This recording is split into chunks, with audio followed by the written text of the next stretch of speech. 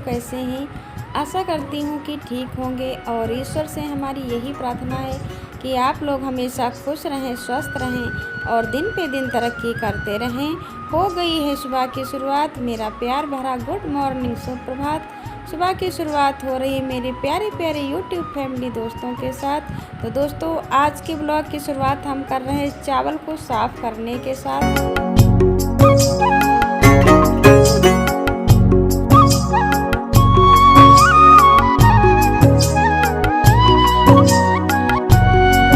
आज हमने धान कुटवाए हैं, द्वारे पे ही चक्की आई थी धान वाली, तो आज हमने धान कुटवाए हैं। तो इतने ढेर सारे चावल हुए हैं, 2 बोरी चावल हुए हैं, 4 बोरी धान हमने कुटवाए थे, तो 2 बोरी चावल हुए हैं।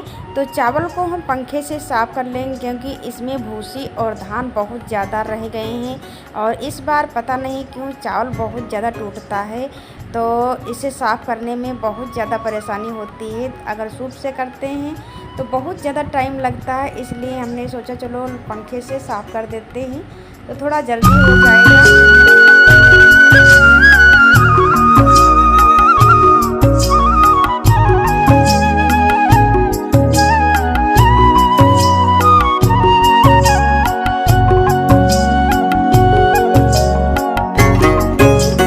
सुबह का चाय नाश्ता हो गया था और दाल चढ़ा दी है गैस पे हमने बनने के लिए। तो इधर लग गए हैं चावल साफ़ करने के लिए क्योंकि दोपहर में लाइट चली जाती है। इस समय हवा बहुत तेज़ चलती है, तो दोपहर में लाइट चली जाती है तो कोई काम हमारा नहीं हो पाता है। तो हमने सोचा एक तरफ हम खाना भी रख देंगे तो खाने की भी नहीं देर होगी, खाना भी हमारा साथ में बनता रहेगा और चावल को हम भी साफ़ कर लेंगे, वरना लाइट चली जाएगी तो हमें सूप से चावल साफ़ करने पड़ेंगे और सूप से बहुत देर लगती है क्योंकि इसमें भूसी बहुत ज़्यादा है।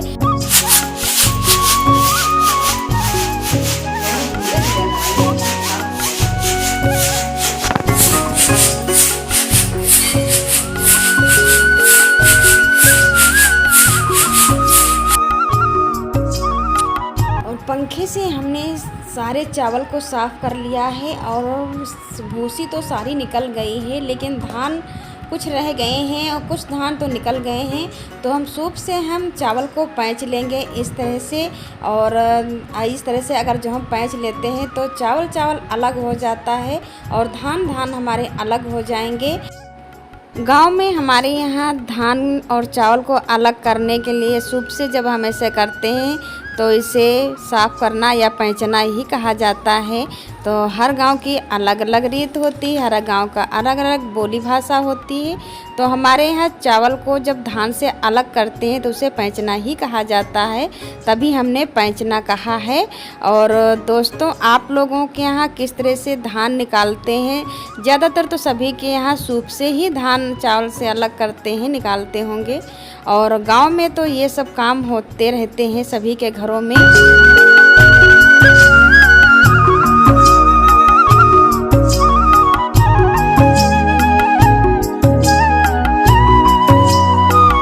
दोस्तों, अब सीज़न आ गया है आम का, तो ये छोटी छोटी अम्बियाँ हमारे यहाँ आ गई हैं। तो इसमें इतनी तेज़ हवा चलती है तो ये अम्बियाँ बहुत ज़्यादा गिरती हैं, तो वही पापा जी ले करके आए थे। तो ये मम्मी जी छील रही हैं और इनको छील करके हम धूप में डाल देंगे और इसकी जो सूखी वाली खटाई बनती है ना, तो वो खटाई बनाई जाएगी छोटी छोटी अम्बियों से।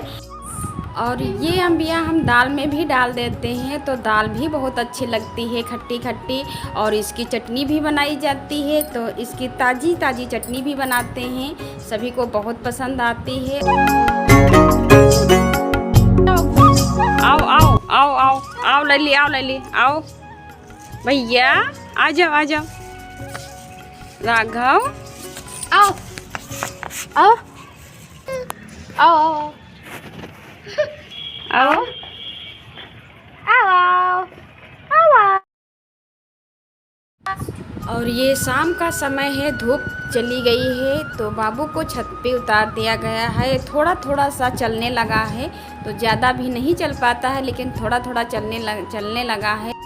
और छोटे बच्चे होते हैं ना तो मिट्टी बहुत जल्दी खाते हैं। तो ये मिट्टी तो नहीं पाता है क्योंकि घर में फ़र्श लगी है, ऊपर भी नहीं मिलती है। तो ये जो फ़र्श में मिट्टी लगी हो वो तुरंत चाटने लगता है। तो जैसे ही बिठा लो बस लेट करके मिट्टी चाटना शुरू कर देता है।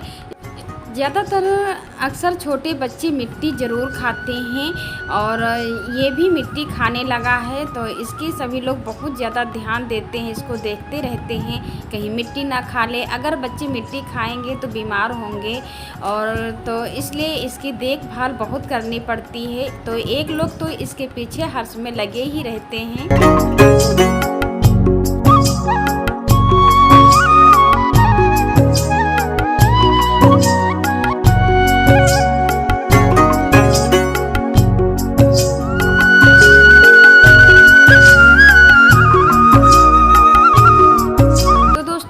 वीडियो है अगले दिन का।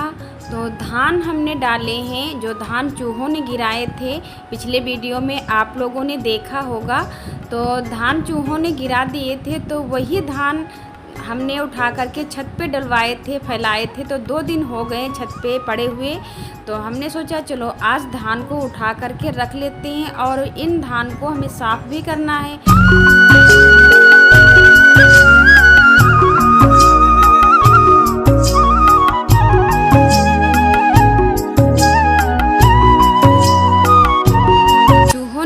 इतना ज़्यादा काम बढ़ा दिया है। वैसे भी गांव में फुर्सत नहीं मिलती है, कोई ना कोई काम आके खड़ा ही हो जाता है। तो सुबह के अभी 7 ही बजे हैं तो हमने कहा चलो आज धान भर लेते हैं। वैसे नहा धो लेते हैं तब धान धूल मिट्टी का काम करने का मन नहीं करता है। और धान की जो इसमें गर्द होती है वो बहुत ज़्यादा खुजली करने लगती है शरीर को। तो धान हम पहले ही भर लेते हैं और उसके बाद हम स्नान करेंगे और जो काम है वो बाकी करेंगे। चाय नाश्ता हमने बना दिया था तो सभी लोगों ने पी खा के चले गए हैं अपने अपने काम पे और हम भी लग गए हैं अपने काम पे।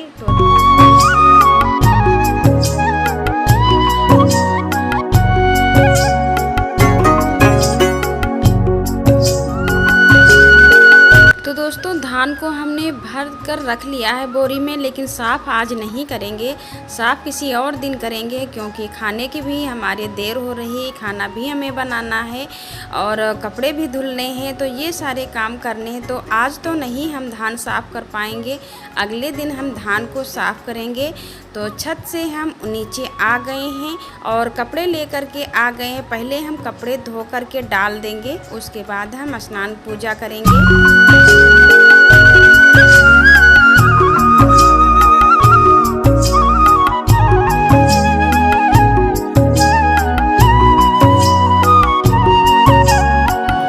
सुबह ज़्यादा कपड़े नहीं होते, आज 2 पैंट ही थी और बिटिया की 1 टी शर्ट थी तो वही लेकर के आए हैं। अगर थोड़े कपड़े होते हैं तो सुबह स्नान जब करते हैं तभी साथ में धुल लेते हैं और जिस दिन कपड़े ज़्यादा हो जाते हैं उस दिन बाद में कपड़े धुलते हैं। और हमारे नल पे धूप आ जाती है तो बाद में कपड़े धुलने का मन भी नहीं करता है, या तो कपड़े फिर शाम को ही धुलो। तो शाम को और काम हो जाते हैं तो इसलिए ज़्यादातर कपड़े हम सुबह ही धो डालते हैं।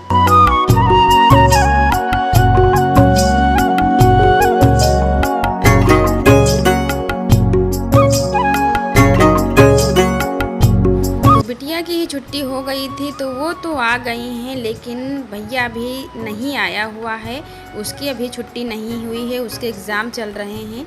तो अभी वो 2-4 दिन अब और नहीं आएगा, फिर आ जाएगा। और सच में घर बच्चों का ही होता है, अगर घर में बच्चे नहीं हैं तो घर एकदम सूना सूना सा रहता है और बिल्कुल भी अच्छा नहीं लगता है। और जब बच्चे घर में होते हैं तो घर में भले ही वो शैतानी करें या शोर शराबा करें, बच्चों के बिना तो जीवन बिल्कुल सूना सूना सा लगने लगता है। लेकिन मजबूरी में बच्चों को बाहर छोड़ना पड़ता ही है उनके भविष्य के लिए।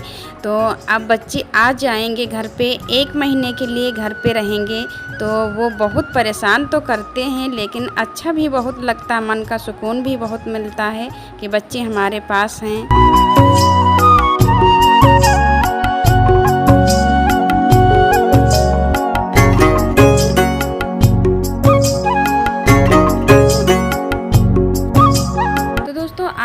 आप लोगों को एक नई ट्रिक सिखाएंगे, कपड़े को कैसे इस्त्री करते हैं, कैसे प्रेस करते हैं। और जो प्रेस होता है, आयरन होता है, उससे कपड़े अच्छे से नहीं प्रेस हो पाते हैं, साड़ी जैसी अच्छे से उसकी जो सिकुड़न होती नहीं जा पाती है। लेकिन इस तरह से अगर साड़ी को हम प्रेस करते हैं तो बहुत अच्छे से सिकुड़न चली जाती है। तो पानी को हमने पतीली में रख दिया था और पानी जब बहुत ज़्यादा उबाल आने लगा तब हमने एक तसले में पानी को डाला है और इसमें हम साड़ी को मोड़ करके इस तरह से करते हैं तो एक भी सिकुड़न नहीं रह जाती है, बहुत अच्छे से साड़ी प्रेस हो जाती है। और प्रेस से अगर हम करते हैं तो इतनी अच्छे से सिकुड़न नहीं जाती है। और इस तरह से जब हम साड़ी को सही करते हैं इसकी सिकुड़न को तो बहुत जल्दी, बहुत आसानी से चली जाती है। तो हम आज तीनों साड़ियों को इसी तरह से सही करेंगे, क्योंकि थोड़ी थोड़ी साड़ी हमारी नीचे से सिकुड़न हो गई थी साड़ी में। तो हम इसी तरह से प्रेस कर लेंगे और ये काम करना बहुत आसान भी है और बहुत जल्दी भी हो जाता है।